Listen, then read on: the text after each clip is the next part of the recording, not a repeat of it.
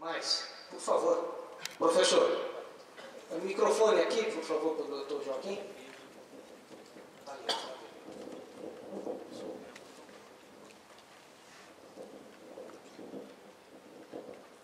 Bom, a pergunta é para o Alberto Silva.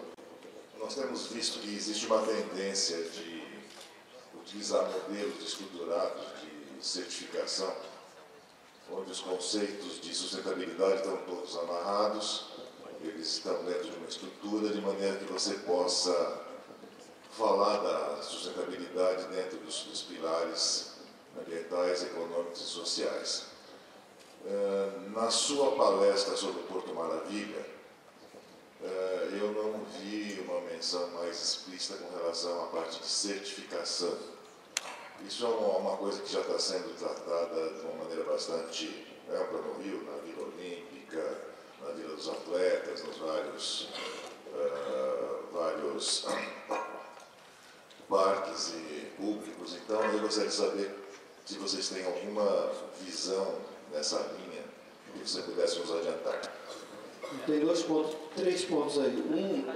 Não é tarefa nossa da CEDUR, como gestor do Porto Maravilha, a certificação.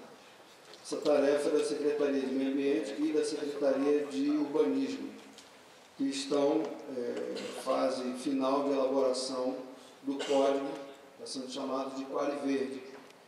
Nós participamos de alguns momentos desse debate, dessa discussão. Esse debate ele também é pautado, já que os acordos, FIFA menos, mas o COI tem um nível de exigência bastante alto em termos de certificação. Nós estamos sendo orientados nesse sentido. O Quali Verde, ele, nesse momento, ele vai ser lançado muito mais como um instrumento de indução do que de obrigação, né, no sentido de estimular essa inovação. E por exemplo, para ficar mais claro, quer dizer, vai ter um sistema de notação e quanto mais elevada a nota, quanto maior o grau de adesão ao código, isso é outra parte que envolve a Secretaria de Fazenda também do município, mais estímulos, mais incentivos aquele empreendedor vai ter. Isso obedece uma lógica de reconhecer, que esse assunto é novo no Brasil, dois, o conhecimento acumulado em outros países, como Estados Unidos, com o LEED e outros sistemas, são muito adequados para aqueles países. Nós precisamos construir uma sistemática e um regulamento de certificação que seja adequado às nossas condições, tanto climáticas e ambientais, quanto sociais, culturais e econômicas. E por isso, o sistema ele muito mais estimula que se desenvolva. Talvez daqui a alguns anos a gente possa ter um instrumento mais amarrados, mas nesse sentido a gente entende que é correta essa orientação.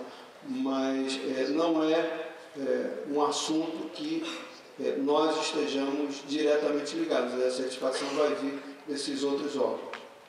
Eu só queria observar que o processo Aqua foi desenvolvido pela Universidade de São Paulo e está totalmente adequado às condições brasileiras. Faz favor. Só se identificar e, por favor, a quem é a pergunta?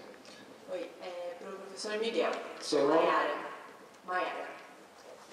Professor, você comentou sobre a cidade policêntrica. Eu queria saber, na visão do São Paulo 2040, qual seria um raio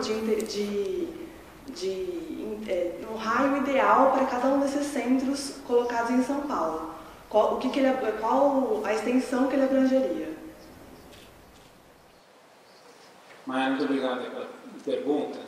Eu acho que a pergunta é interessante, mas acho que ela não tem uma resposta única, uma única medida, né? Vai depender muito da dimensão que esse centro vai ter. Por exemplo, se a gente olhar para esses dois, vou pegar como exemplo o Polo de Itaquera. O Polo de Itaquera ele vai ter uma abrangência bastante grande, porque ele é um indutor de qualificação profissional que vai atender praticamente ali toda uma parte grande do centro da região leste e, portanto, seu efeito vai irradiar. O polo de Pirituba ele vai ter um efeito radiador para toda a região ali noroeste do município. Agora, a gente pode pensar que nós vamos ter situações em que as centralidades vão ser menores, né? Se você induzir, por exemplo, na medida que uma linha de metrô faça sua expansão e ela gere estações que permitam um adensamento, uma intensificação das atividades no entorno,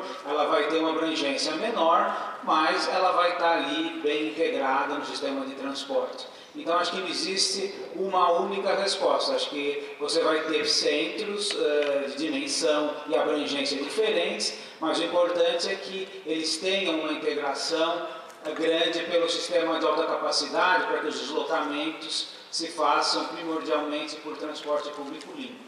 Então, acho que não há uma resposta única, mas eles devem estar integrados aí junto com o sistema de transporte. Muito bem. Isso aqui, por favor, o microfone aqui. Isso que o professor Miguel falou, nós vamos ver uma transformação grande em São Paulo nos próximos 6, 7 anos, dos sistemas de metrô, as linhas em andamento, as linhas da CPTM se modernizando, vamos ter uma mudança significativa nesse segmento.